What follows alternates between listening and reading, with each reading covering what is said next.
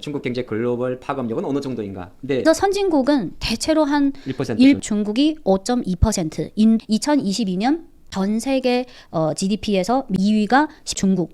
신흥국들이 경제 성장을 하려면 중국이 필요해요. 부양책 관련 부양책이라는 키워드를 바꿔야겠다는 생각이 갑자기 들어서 중국의 리세션 우려 관련 이야기하는데 왜 갑자기 리세션 이야기가 나오냐면 뭐 지금 말씀하셨다시피 뭐 개발업만 보면 7에서 8%인데 그걸 이제 뭐 기타 인테 다 포함하면 한 30% 전후라고 하니까 그러면 아까 말씀하신 대로 뭐 첨단 제조 2025라 이런 것도 미국과의 견제에서 생각보다 더디잖아요. 그 과정 속에서 이제 이런 이슈가 나오는데 사실상 저도 한국 사람이고 한국 장을 많이 분석을 합니다만은 조금 거꾸로거든요. 사실 중국 5% 성장도 상대적으로 비교하면 되게 높다고 생각을 하는데 우리의 눈높이가 워낙 높다 보니까 과연 중국 시장을 한번 제대로 알아볼 필요가 있을 것 같아서. 네. 뭐 중국 주식 투자 여부를 불문하고 지금 전 세계에서 네. GDP 규모가 가장 큰 나라가 미국이고 중국의 GDP 규모는 이미 미국의 7%에 달했고 네.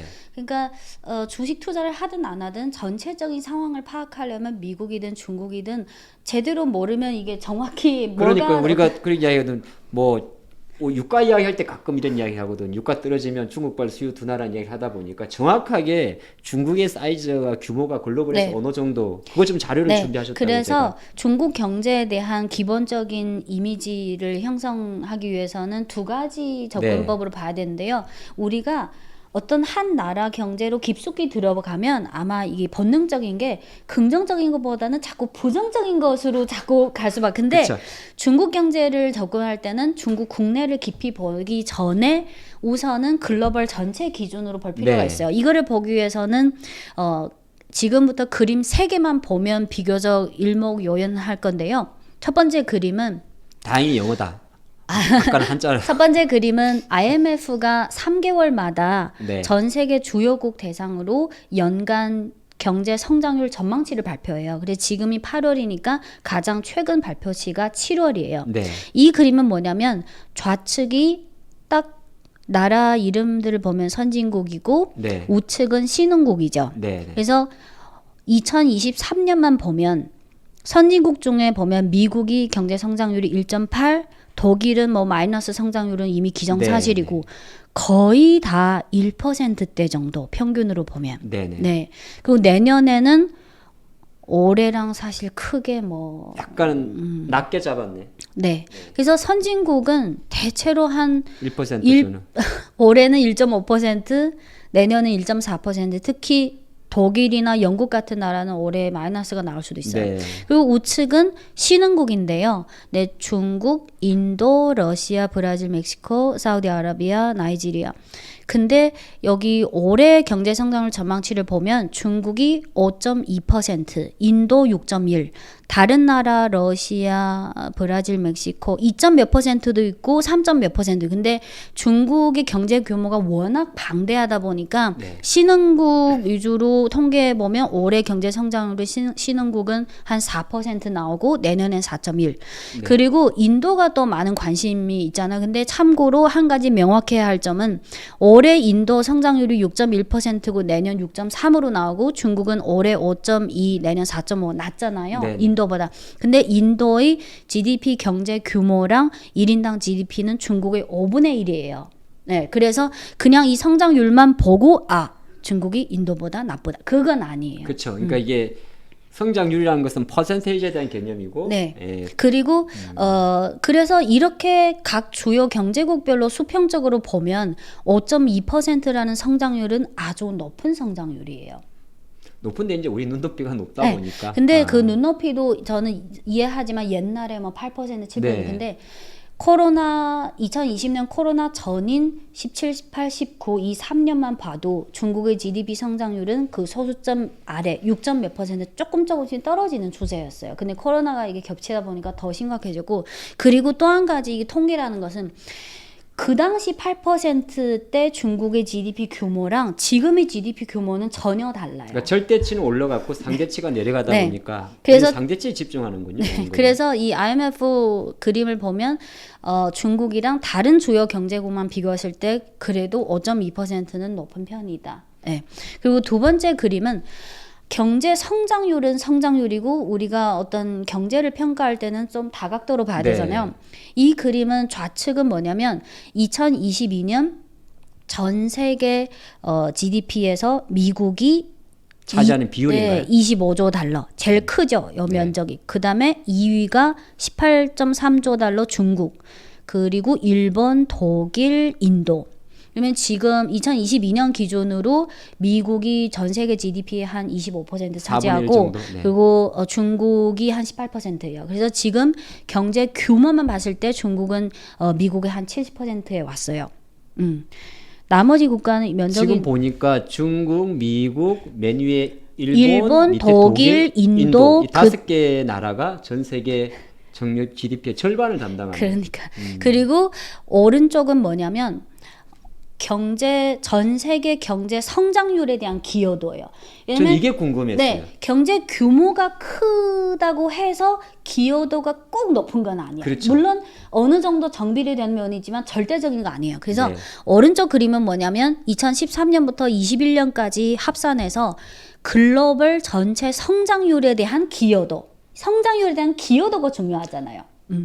그러면 중국이 38.6%, 오른쪽을 보면 미국, 캐나다, 프랑스, 영국, 독일, 일본 거의 다 선진국이죠. 선진국 합산이 25.7%. 그러니까 이 자료를 보니까 충분히 이해가 되는 게 중국발 리세션 우려가 글로벌에 영향을 미칠 수 있는 걸 우리가 다룰 수밖에 없겠네요. 이게 38.6% 정도의 중국의 컨트리뷰션 기여도가 있으면 왜냐면 전 세계 경제가 만약 100 성장했다. 그러면 그중에 38%가 중국. 네. 그러니까 그리고 지금 유엔에 등록된 회원국이 한 193개, 190 몇 개잖아요. 그러면 중국은 전 세계 200개 나라 중에 140개 나라의 최대 무역 상대국이에요. 그러니까 중국 시장의 그 영향력, 파급력이 크다는 거예요. 네. 그러면 뭐 사실 많이 나오는 이야기가 바로 좀 본론으로 그냥 바로 들어가고 싶었어요. 그림 하나만 하나 더 좀 볼까요? 말씀드리면 아까는 과거잖아요. 네.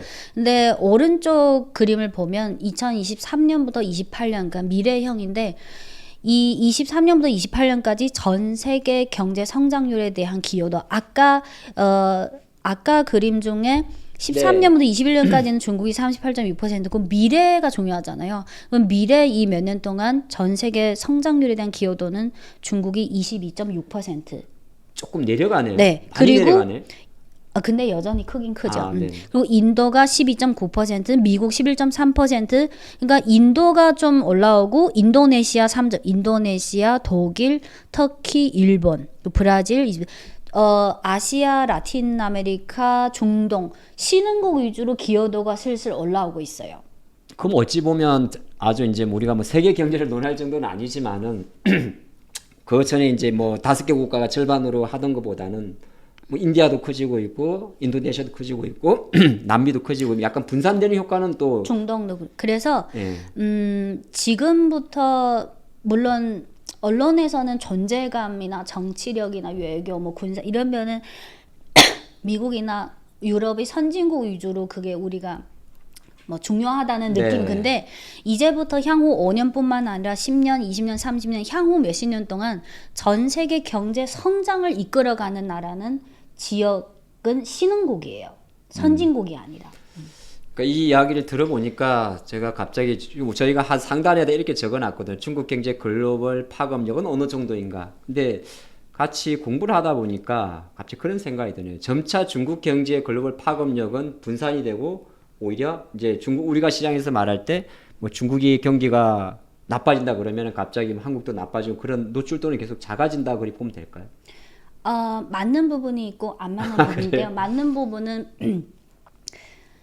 아까 대표님이 중국의 그 파급력이나 영향력이 조금씩 분산돼 있다. 네. 그거는 중국 이외의 신흥국 인도나 인도네시아 신흥국들이 점점 경제 성장하고 그 기여도가 올라간다. 맞긴 네. 맞는데 신흥국들이 경제 성장을 하려면 중국이 필요해요. 수요처 때문인가요? 왜냐하면 예를 들어서 중동이나 동남아나 라틴 아메리카는 지금까지 대부분 에너지 또는 농산품, 광물 또는 아주 저가 노동력 이것으로 성장했는데 예를 들어서 중동이든 브라질이든 많은 신흥국 나라들은 중국처럼 체계적인 인프라, 제조업 그거를 구축하려면 우선은 인프라를 깔아야 돼요. 네.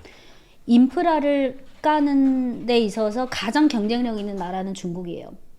고속철도, 여러 가지 인프라.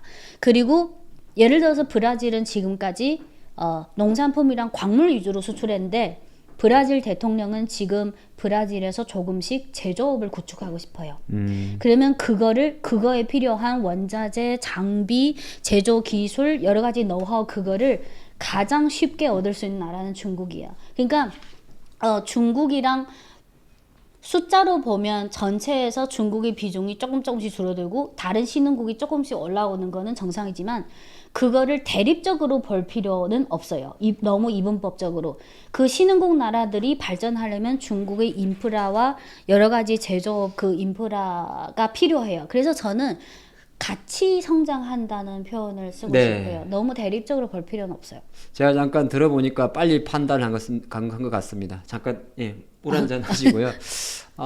좀 찐링 우리 연구위원님의 말씀을 들어보니까 단순하게 중국의 영향력, 글로벌 경제 파급력 자체가 절대 수치가 떨어진다 하더라도 그런 상태에서 인도라든지 인도네시아라든지 라틴 아메리카라든지 이런 기업들이 어느 정도 그 비율적인 측면에서 성과하는 과정에서는 역시나 중국의 영향력과 지배력과 경제 성장의 안정성이 중요하다. 예. 그냥 그러면 저는 윈윈이라고 생각해요. 예, 그러니까 같이 공생으로 가는 거지 단순하게 절대 38%의 비중이 조금 떨어진다고 해서 중국의 경제 성장률이 처지는 걸 우리는 무시할 건 아니고 뭐 인도 좋아지니까 그렇게만 볼 건 아니다라고 생각을 듣다 보니까 그럼 결정적으로는 돌고 돌아서 여전히 중국은 어느 정도 앞으로 계속적으로 글로벌 경기를 위해서도 본국을 위해서도 부양책이라든지 이런 게 계속 진행돼야 될 것 같은 생각이 들어서 이것도 그러니까 많은 사람들이 언어는 수단에 불과하다고 네. 한데 근데 이 언어가 주는 세뇌 효과가 아주 커요. 예를 들어서 중국이 매번 경제 관련 정책을 내세울 때 중국어에서는 경제 안정화 정책이라는 표현을 써요. 네. 근데 한국 기사에서는 항상 경기 부양책이라는 표현을 써요. 우리 그런 말 좋아해요. 느낌이 다르죠. 경기 안정화 정책이랑 경기 부양책 그 와닿는 느낌이 다르지 않아요? 부양책이라는 표현을 부양이라는 표현을 쓰면 뭔가 사람들이 기대감을 가지게 돼요. 근데 중국은 지난 몇 년 동안 계속 경기 안정화 정책이라는 표현을 써왔어요. 네, 그래서 중국 경제 성장률을 볼 때든 전체적인 영향을 볼 때든 이게 한 나라가 한국도 옛날에 고성장해서 지금 저성장 한국은 올해 한 1.4% 모든 나라가 다 그 과정을 겪었듯이 중국은 한 6% 성장하면 한 1,000만 명 정도의 신규 일자리를 창출할 수 있거든요. 네. 그래서 중국의 경제 성장률도 중요해요. 너무 규모가 크다 보니. 근데 이제부터 우리가 중국의 경제 성장률을 볼 때는 너무 6.0, 6점 얼마, 5점 얼마 너무 그 숫자에 너무 집착하기보다는 중국이 장기적으로 추구하는 방향이 뭔지를 알아야 돼요.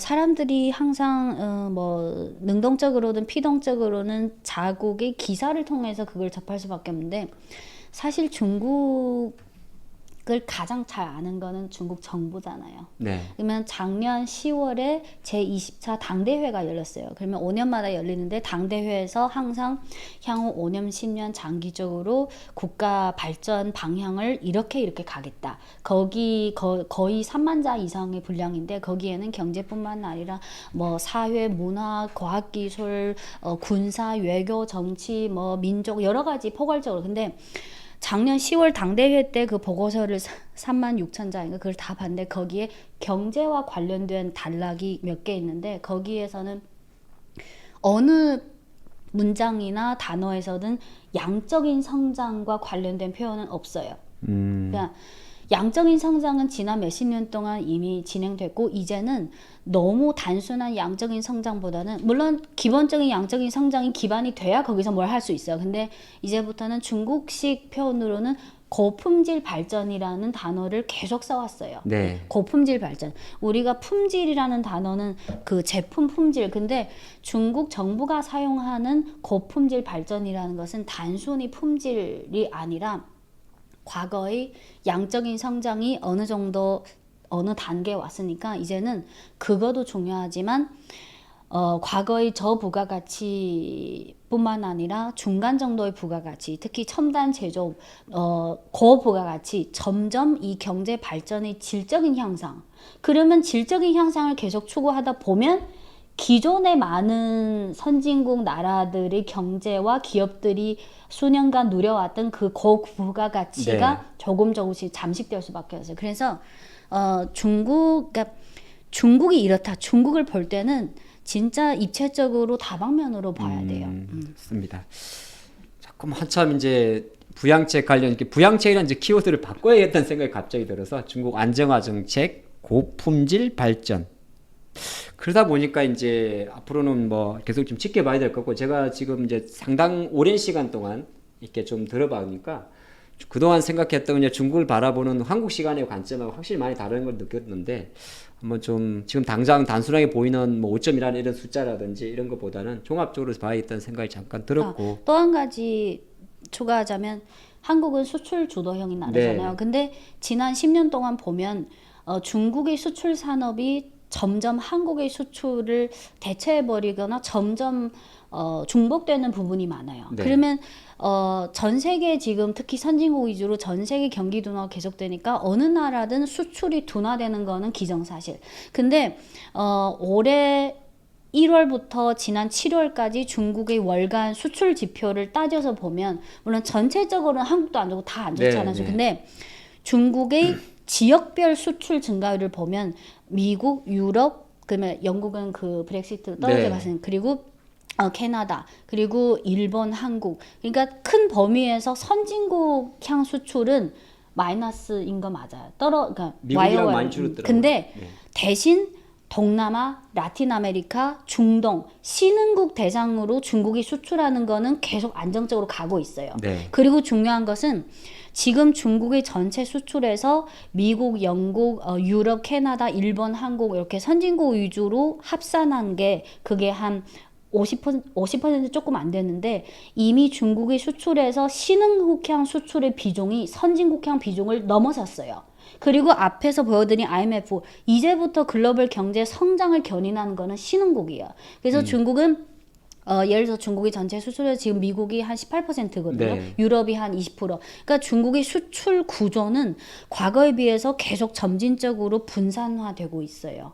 그러니까 그것도 좋은 인사이트예요. 우리는 단순하게 수출이 감소했다는 데만 집중을 했는데 그 질적인 면에서는 선진국에서 이머징으로 분산된다는 거잖아요. 그 나중에 시간 되시면 제 유튜브에 최근 데이터는 아니지만 올해 1분기 수출 지표만 쪼개 보면 중국의 수출이 어떻게 분산되고 다각화. 그러니까 미국과 유럽이 이 전 세계가 아니에요. 전 네. 세계에는 200개 나라가 있고 전 세계 경제 성장을 견인하는 거는 이제는 신흥국이에요. 그러니까 너무 특히 한국 분들은 제가 느끼기에는 마치 미국, 유럽이 이 세계 전체나 대부분 그러니까 그런 고정관념을 좀 버려야 될 것 같아요.